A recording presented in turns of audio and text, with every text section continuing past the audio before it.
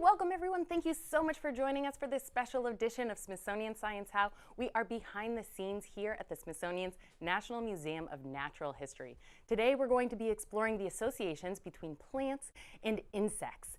And these associations have happened today, just as you see here, a bee on a flower. Perhaps you've even seen some leafcutter ants in the woods. Plants and insects are everywhere, and they've been associating with each other for millions of years. And those associations are found in the fossil record. And today we're going to be talking to Dr. Conrad Labandeira, a paleobiologist here at the Smithsonian, to understand how he finds the evidence of these interactions in the fossil record and what they all mean. Conrad, thank you so much for having us here in your lab. Thank you, Maggie. So this is the Labandeira lab at the National Museum of Natural History. I'm in the Department of Paleobiology. And what I do is study the history of life, and that's what paleobiologists do. And in particular, I study the history of plants and insects and their relationships through time. Now, what made you get interested in studying plants and insects and fossils? Well, I grew up on a farm in Central California, and there were a few years we had cotton, which is a major crop at that time. And is that you as a child? Yes, that's me. It's very cute. That's my dad in the background. And so we had to pick cotton. This is before they had the regular pickers on John Deere tractors. And I was more interested in the insects on the cotton than actually picking this stuff. And the aphids were amazing. What they would do is that they would pierce and suck the stems and draw sap from the stems. And you can actually see them, if you have very good eyes, imbibe the sap. And then there were the predators that were around them. And these were the ladybird beetles, the larvae, and also sometimes the adults that would feed on the aphids. It was an amazing relationship between the plant, the herbivore, which is the insect that feeds on the live foliage or the live leaves, and then the predator of that insect.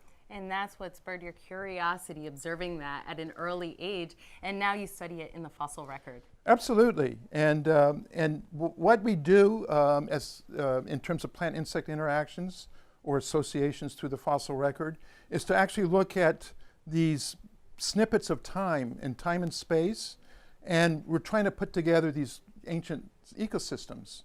And so we need to put together the plants, the insects, and the damage.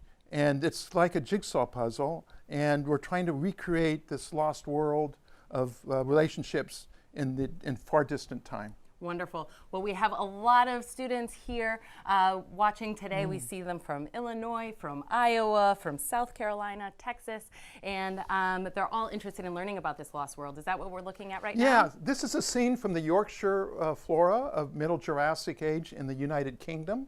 And we're looking at some plants and insects that no longer exist. The damage still exists, though. And to help you understand a little bit of the damage that you see in the fossil record, you actually start with modern stuff that's living today. Is that right? Yes, we need to understand the fossil record of what we do, the plant-insect interactions. We have to kind of look at what they do today. Well, let's take a look at what we have. So we have a really beautiful lubber grasshopper, and he's trying to escape. Don't get out. But as you can see, he has some really amazing mouth parts. I don't think he's going to escape. Well, maybe he will. But you can see the head, and you can also see the mandibles. And he's moving his palps back and forth. He's moving his antennae. And this is all part of a system in which he's feeding on this lettuce, which is really great food. So this is our buddy. See this lettuce here. Are those? This is a type of damage. It's actually probably DT12 or margin feeding, and I think he's getting a little anxious. All right, let's put him back in. Okay. All right, what else do we have here? Let's see. Okay. All right, let me get the lubber hopper back in there, and now we have another one. So we have here a beautiful example of a stick insect. And this entire body is the stick insect. And you can see his head right here. I don't think he's all that comfortable, but we can see that he clings onto this leaf, and there's the head and the mouth parts. What's important, though, are all of these leaves around here, which are clearly chewed. These are chewed, and we have given them numbers. This is a damage type 13. This is a damage type 12, So the, and a 14 over there. so the marks that this insect leaves on the leaf might be a little bit different from the marks that the lubber grasshopper That's leaves. right. That's right. Although there could be some similarities as well. All right, so we have another. So this is a different kind of insect. This is the larva. These are adults, but this is the larva of what we call a holometabolous insect. And these are the ones that transform themselves from an egg to a larva to a pupa to an adult. So we're looking at the caterpillar. We're here. looking at the caterpillar, which is the larva. And we notice that there's not only damage on the leaves, but there's also fecal pellets or poop. And that poop contains very good information that's also preserved in the fossil record, because from the poop we can actually determine the plant host, because sometimes the preservation is perfect. And sometimes And you we get see poop the in the poop- fossils. Yes, as well as the leaf damage. All right, and right here, these are not alive. So these are pinned cicadas, and Let me help you out here. if you look carefully, this structure right here, this long behind the needle, Now, is the beak, and that's a piercing and sucking structure for imbibing sap that goes into the esophagus, but it's pumped by this structure, this food pump on the head. And you can see those faint lines. Those are actually muscles that compress the pump to basically force fluid food into the esophagus. now, I don't know if all of our students can see that at home, but that is a huge pump relative to the size of Yes. this body. Next time there's a cicada emergence, everyone should find some Right. of these and take a look at it themselves. And the reason why it's so large is because it feeds on a fluid that is not that nutritious. It's called xylem, which is mostly watery sap.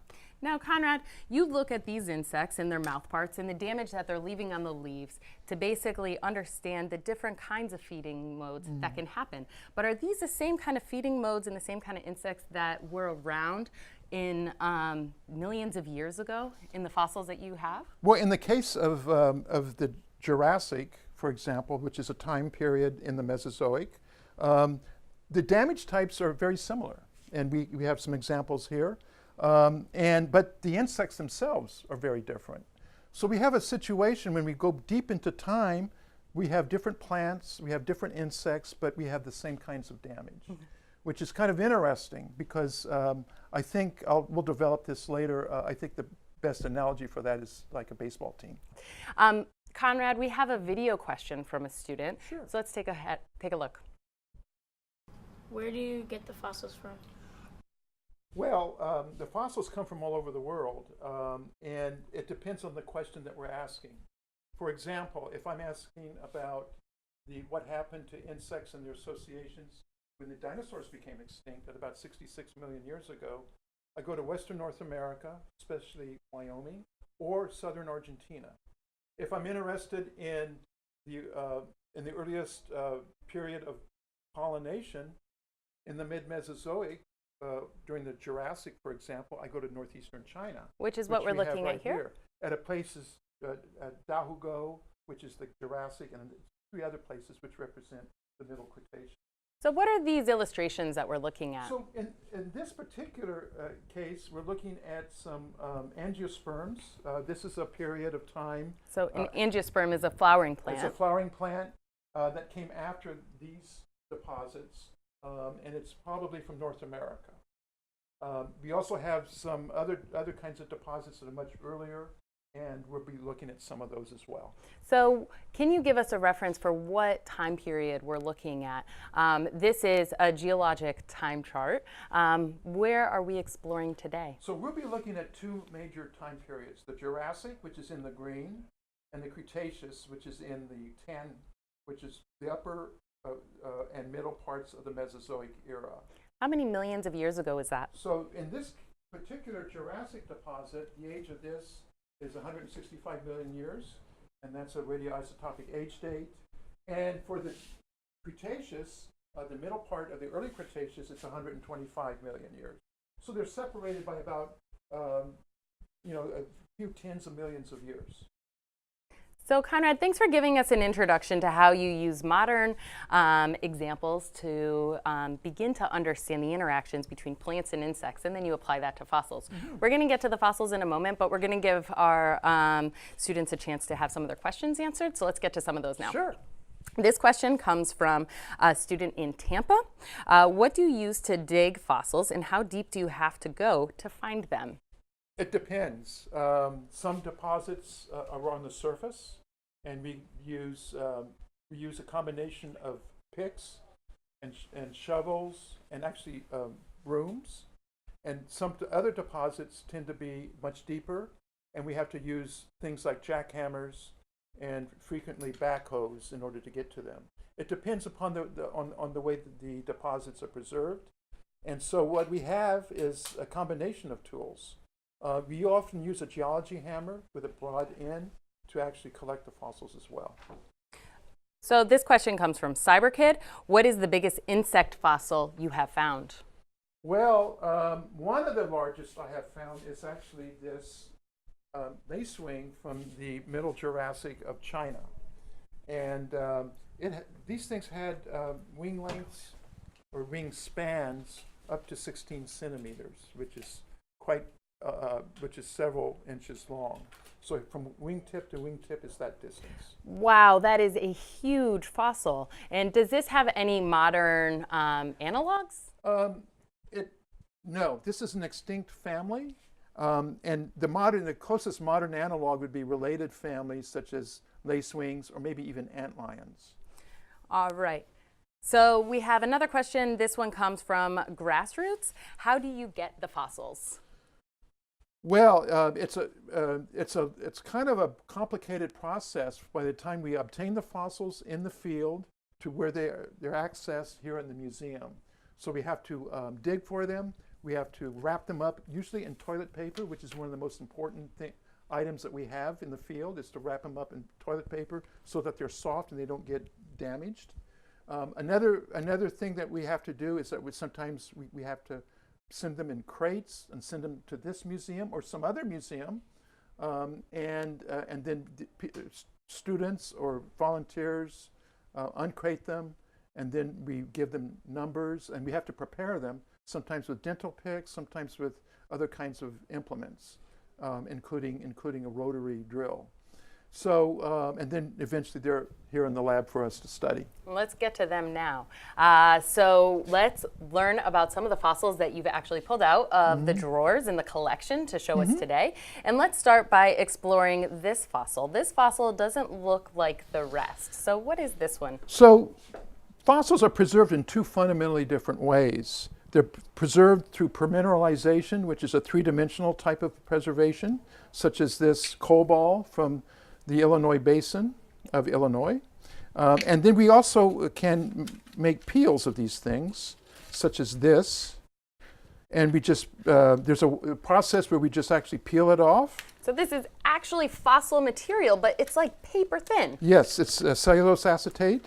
And then in some cases we can actually cut the peel off and we can mount it on a slide, So like that. So we have the cut piece here, and we see the slide here. So what kind of information is contained in that coal ball, which you eventually put on a microscope slide? So in this particular coal ball, we have this huge fecal pellet or coprolite or poop. And this poop came not from an insect, but from a related group of arthropods called the millipedes or arthroplurids.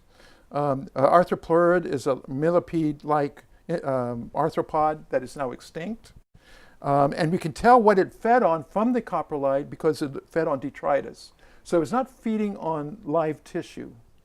We also have other coprolites that have galls, such as these two structures, from the brachises of this tree fern. So these galls represent this kind of structure that is found in the rachis of these large fronds that are part of this tree fern. Now, why are there so many more of these flat fossils? Some of our students are asking what are the most common types of fossils you find, and I'm wondering, are these fossils, these are compression fossils, is that correct? Correct. Are there more compression fossils available that have the information you need than there are Absolutely. coal balls? Because it's very difficult to get information out of a three-dimensional structure. You have to actually saw it. You have to take peel after peel after peel. This could take, several thousand peels to go through the entire structure, and you have to make slides. Whereas with compression fossils, which are actually preserved two-dimensionally, you have surfaces, such as these surfaces, that contain all of the information that you need. So we can actually count the numbers of damage types, we can actually count the diversity of damage types, and we can actually digitize the surface area of these things. And we're looking at the screen now, and is this a type of damage that you're actually seeing on the fossil, just like we saw in the modern leaf? So the damage that you see that says 80, actually that refers to another kind of damage, but it is this damage, which is damage type 12. So you're showing us here the guide that you have that outlines all these different types of damage types that you have in the fossil record. And we're going to actually give our students another opportunity to participate in a live poll in a moment. But first, we're going to walk through some of these different damage types. So can you explain what we're looking at here? This is surface feeding. This is a fossil ginger found in the late Cretaceous. This is damage type, this is margin feeding. So this is when an insect eats around the edges, like Around a caterpillar? the edge, like a caterpillar or maybe a grasshopper-like insect. This is skeletonization, where an insect actually feeds through the blade but leaves behind the small, delicate veins. And this is hole feeding, where an insect feeds through the leaf blade but leaves nothing behind. All right, thanks for giving us that overview. Those are just some of the more common types of feeding that you find in the fossil record. So we've looked at the fossil leaves, but what about the insects that are leaving the damage? How often do you find those? And can we take a look? I see some of them right next door. So fortunately, in the Jiulangshan Formation, which is the Middle Jurassic unit that we're looking at, we also have insects preserved in the same deposits. And so we can actually, it's interesting that we have the damage and the plants, I mean, they're on top of one another here, but the challenge is to associate the insects with the damage. There are various ways that we can do this. We can look at modern analogs and maybe figure out what was around. But like here, what we were doing earlier. But here we actually have the insects. And here is a grasshopper-like insect. You can see the color banding on the wings. And there's the head, and there are the mouth parts. Those are the chewing mouth parts. So would that be like anything we're used to seeing today? It's just like the grasshopper that we saw earlier, and these are the mandibles. And if you look at this under the microscope, you could probably see some palps as well. So that's one insect. We also have a stick insect, a very distant ancestor of what we saw in the beginning. This is the stick insect. We can see its hind legs, mid legs, and forelegs. So let's point it right here so our students can take a look at it. Yeah, and so there's the head, there are the antennae. Now, there we go. Unfortunately, these types of insects have their mouth parts underneath the head. So we can't see the mouth parts from the dorsal view. But if you were to flip this, imagine this insect on its ventral side, you would be able to see the mandibles, the palps, and some other features. Now our students from Tampa are asking how old these fossils are. So these are all the same age as the foliage. These are 165 million years old. We also have cicada-like insects. We saw some cicada-like insects. This is the wings are better preserved than the head, but here you can actually see a slight thickening, and the beak is about maybe a half a centimeter long. Here you can see the head pump, the food pump, and the medial stylet. But much better is looking at it through the side. This is another example. And here you can see the food pump, which is right here. And this structure extending to the right in that position is the beak. And that is the organ that actually takes up the food. So these fossils actually have their mouth parts preserved well enough so that you're able to understand their biology. And a lot of that is because you understand modern insect biology. Correct. And a lot of our students are asking where these fossils come from. They're here at the Smithsonian at the National Museum of Natural History. Yes. Now some of them are on loan from other institutions such as Capital Normal University in China. So we're going to get to one final section in a moment, but let's get to just a couple student questions before we move on. This question comes from Garrett, and he wants to know, what are the holes in the fossils? Oh, these structures. This is the bane of paleontological existence. These are things are right called here. concostricans. And concostricans are bivalved arthropods that occur in lake deposits. And the problem is that they get in the way of people like me. So frequently I've had a fantastically preserved insect, and then right in the area where their mouth parts are, we can see the most detail, there's a big concostrican covering it. And so Bad luck. Yeah, even though I'm offending a lot of people that study concostricans, I wish they weren't in this deposit at all. This one comes from St. Anthony School, who is actually here watching and curious at the Smithsonian. And they want to know, how long does it take to find a fossil? It takes quite some time. So in order to find these fossils, you have to know where to look. And you need a geologic map. And you also got to know what the favorable environment of deposition was of the particular deposit. So there are certain kinds of deposits that contain better fossils than others and more fossils, such as lake deposits. So these fossils come from large lake deposits in northeastern China. And that's why we find these idiotic concostricans. And so that's one place. Another place to look at, in the case of the three-dimensionally preserved coal balls, are coal swamp deposits, such as this from Illinois. Now, Conrad, we're pretty deep into our show, but we want to talk very briefly about pollination. It's a major plant-insect interaction now, and you're actually looking at it in the fossil record as well. So can you show us some evidence of insects and plants that we have here before we get to some more student questions? Yeah, let's start with the insects first. This is a lacewing. We've seen this before. There's the head, there are the mouth parts. So this is one group of insects, and they're in the order Neuroptera.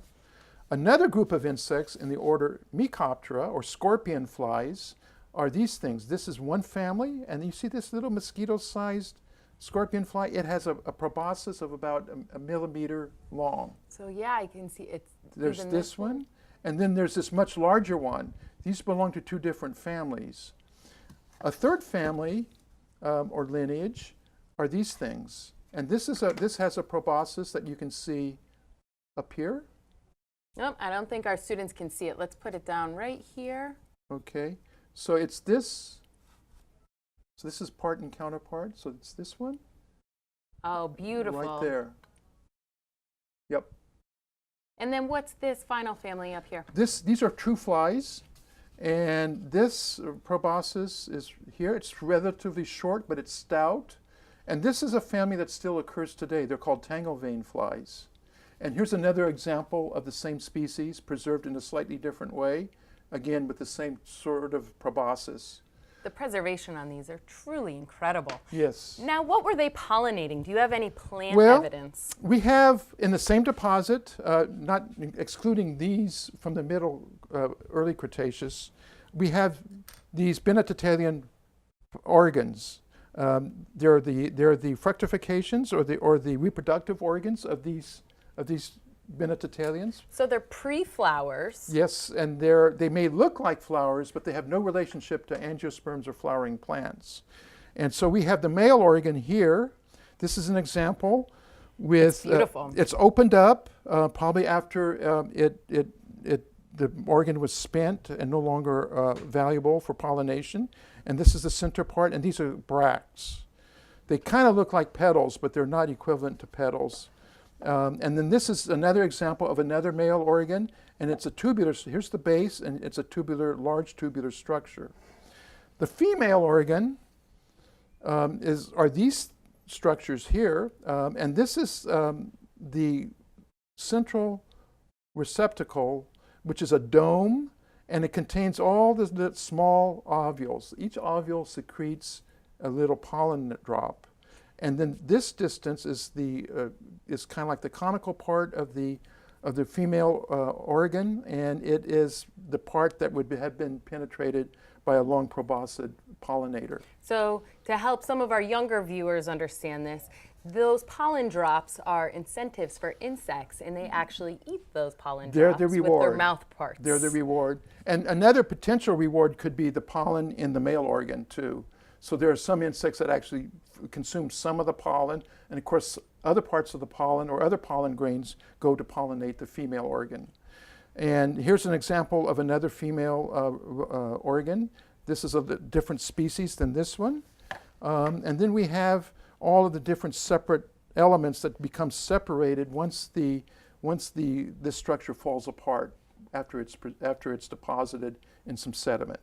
Now, what's the significance of finding the insects that have these mouth parts that indicate that they might be pollinating, and finding the plant material that has evidence of pollination? So the key is putting these two together, and this is there's several students in my lab that are working on this, and so we need to look at the presence of pollen on these insects that trace it back to the plants that they pollinated. So that's one type of indirect evidence. Actually, that's pretty direct evidence. A more indirect evidence is the nature of the mouth parts and the nature of the female structures that are being pollinated and the male structures that are being pollinated. So do they have certain structures, for example, like nectaries or other kinds of glands that would be rewards for insects? All right, we have just two more questions. I'm going to wrap them into one. Okay. This one is from Winter Code School, and the other one is from Aiden. Have you ever visited the Devonian Fossil Gorge in Iowa City? And another general collecting, how many fossils do you think you've found? No, I've never been to the Devonian Fossil Gorge in Iowa City. I know about it. It's a very famous deposit. And in terms of fossils that I've collected, I probably tens of thousands, and almost all of them are either fossil leaves or fossil insects. Is that exciting? Every time you find them, it has to be. Yeah, it's extremely exciting, and the most exciting part is working up the data and then publishing our results. Conrad, thank you so much for helping us understand a little bit more about your work and inviting us behind the scenes here at the Natural History Museum. Can you tell our viewers where they can explore this idea if they're interested in looking for the damage themselves, or even interested in fossils? So actually, if you're looking for damage, you can go to any forest and find all kinds of damage.